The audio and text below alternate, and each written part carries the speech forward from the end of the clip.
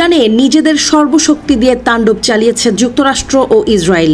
এই বর্বরতম হামলায় প্রাণ হারিয়েছেন ইরানের সর্বোচ্চ ধর্মীয় নেতা আয়াতুল্লাহ আলী খামেনি।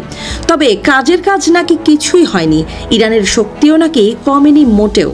ইরানের ভূগর্ভস্থ অস্ত্র ভাণ্ডার কি সত্যিই অক্ষত আছে? এই প্রশ্নের জবাবে রাশিয়ার সামরিক বিশ্লেষক আলেকজান্ডার স্তেপানোভ দিয়েছেন চাঞ্চল্যকর তথ্য। রাশিয়ার presidential academy of national economic and public অ্যাডমিনিস্ট্রেশনের সঙ্গে যুক্ত এই বিশেষজ্ঞের বক্তব্য অনুযায়ী যুক্তরাষ্ট্র ও ইসরায়েলের ব্যবহৃত আধুনিক অস্ত্র ইরানের ভূগর্ভস্থ স্থাপনাগুলোতে কার্যকর আঘাত হানতে পারেনি। তার ভাষায় এসব ভাণ্ডার বহিরাগত হামলার বিরুদ্ধে নিরাপদ প্রমাণিত হয়েছে।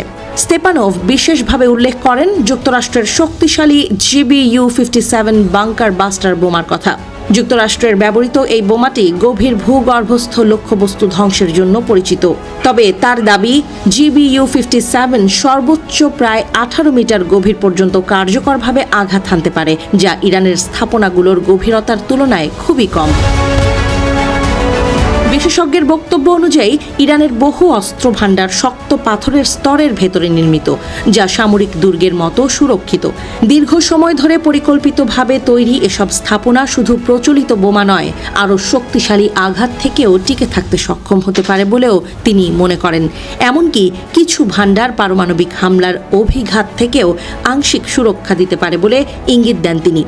এদিকে ইরানের এয়ারোস্পেস ফোর্সের কমান্ডার ব্রিগেডিয়ার জেনারেল আমির আলী হাজিজাদেও একই ধরনের দাবি করেছেন। তিনি জানান, ইরান তাদের ক্ষেপণাস্ত্র ভাণ্ডার একটি নির্দিষ্ট স্থানে কেন্দ্রীভূত করে রাখেনি, বরং বিভিন্ন শহরে ছড়িয়ে রাখা হয়েছে, যেন একযোগে আঘাত হানলেও পুরো সক্ষমতা নষ্ট করা কঠিন হয়। তার ভাষ্যমতে এসব ক্ষেপণাস্ত্র প্রায় 500 মিটার গভীরে সংরক্ষিত।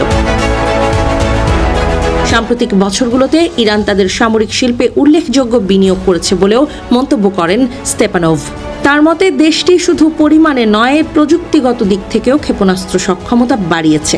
উদাহরণ হিসেবে তিনি উল্লেখ করেন মাঝারি পাল্লার খেইবার শেখান ব্যালিস্টিক ক্ষেপণাস্ত্র এবং ফাত্তাহ 2 হাইপারসনিক ক্ষেপণাস্ত্রের কথা।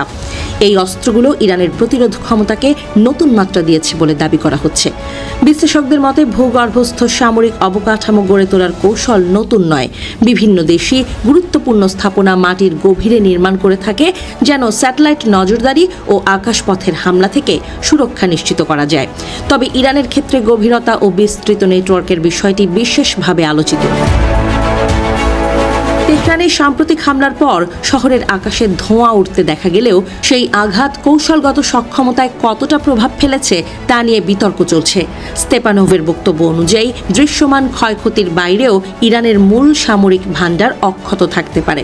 তবে এই দাবিগুলোর স্বাধীন যাচাই এখনও সম্ভব হয়নি। সামরিক বিশ্লেষকরা বলছেন, ভূগর্ভস্থ স্থাপনার প্রকৃত গভীরতা, কাঠামো এবং সুরক্ষা ব্যবস্থার সঠিক তথ্য সাধারণত গোপন রাখা হয়। ফলে উভয় পক্ষের দাবি ও পাল্টা দাবির মাঝেই পরিস্থিতি মূল্যায়ন করতে হচ্ছে।